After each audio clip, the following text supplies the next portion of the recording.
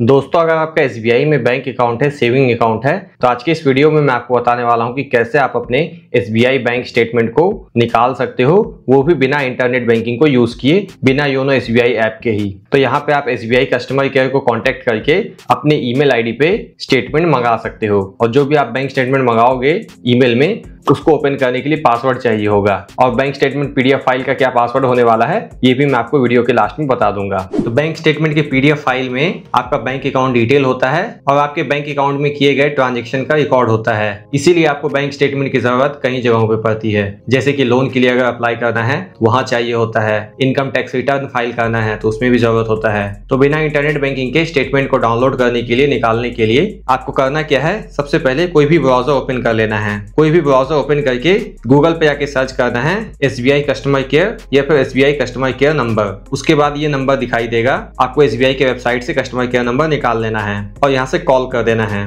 Call करने जाते हो और यहाँ पे +91 आ जाता है तो +91 हटा देना है और उसके बाद यहाँ से डायल कर देना है। तो अभी कस्टमर केयर के थ्रू कैसे आपको स्टेटमेंट मंगाना है, क्या क्या डायल करना है, वो आप ध्यान से देखते रहिए। आपको यहाँ पे इंस्ट्रक्शन सुनते जाना है और उसी के अकॉर्डिंग डायल करते जाना है। नमस्कार, भारतीय स्टेट बैंक के संपर्क केंद्र में आपका स्वागत है। हिंदी में जारी रखने के लिए 1 और अपनी भाषा बदलने के लिए 0 दबाएं। ATM card, UPI, internet banking को ब्लॉक करने और आधार सक्षम भुगतान सेवा को डी रजिस्टर करने के लिए 0 दबाएं। खाता बकाया, स्टेटमेंट, सीआईएफ जानकारी और नामांकन स्थिति के लिए 1 दबाएं। एटीएम कार्ड और चेकबुक सेवाओं के लिए कृपया अपनी खाता संख्या के अंतिम 4 अंक दर्ज करें।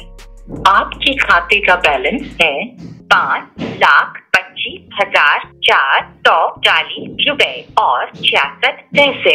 पिछले 5 लेन देन सुनने और एसएमएस के द्वारा जानकारी प्राप्त करने के लिए 1 दबाएं। पंजीकृत ईमेल आईडी पर खाते का विवरण प्राप्त करने के लिए 2 दबाएं। सीआईएफ संबंधी जानकारी के लिए 3 दबाएं। पहले से दर्ज की गई खाता संख्या के साथ जारी रखने के लिए 1 दबाएं, अन्यथा खाता संख्या के अंतिम 4 अंक दोबारा दर्ज। पिछले 3 महीनों के खाता विवरण के लिए 1 दबाएं।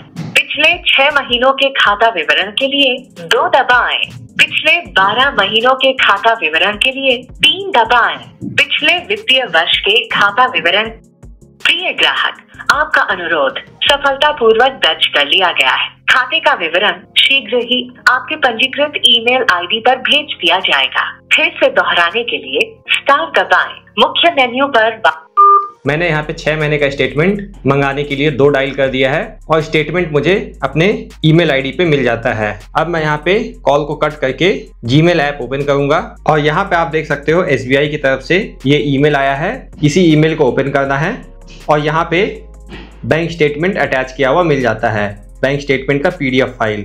लेकिन ये जो बैंक स्टेटमेंट का पीडीएफ फाइल होता है वो पासवर्ड प्रोटेक्टेड होता है और पीडीएफ फाइल का पासवर्ड क्या होगा यहाँ पे एग्जांपल से समझाया गया है। अगर किसी का डेट ऑफ बर्थ 16 सितंबर 1982 है और उसके मोबाइल नंबर के लास्ट का 5 डिजिट 12345 है तो पासवर्ड होगा 12345 और डेट ऑफ बर्थ 16 सितंबर यानी कि 09 और बर्थ ईयर का लास्ट का 82। तो अपने अकॉर्डिंग यहाँ पे आपको पीडीएफ को डाउनलोड करके ओपन करने के लिए पासवर्ड इंटर कर देना है। पासवर्ड इंटर करने के बाद जैसे ही मैं ओके करता हूँ, यहाँ पे स्टेटमेंट ओपन हो जाता है।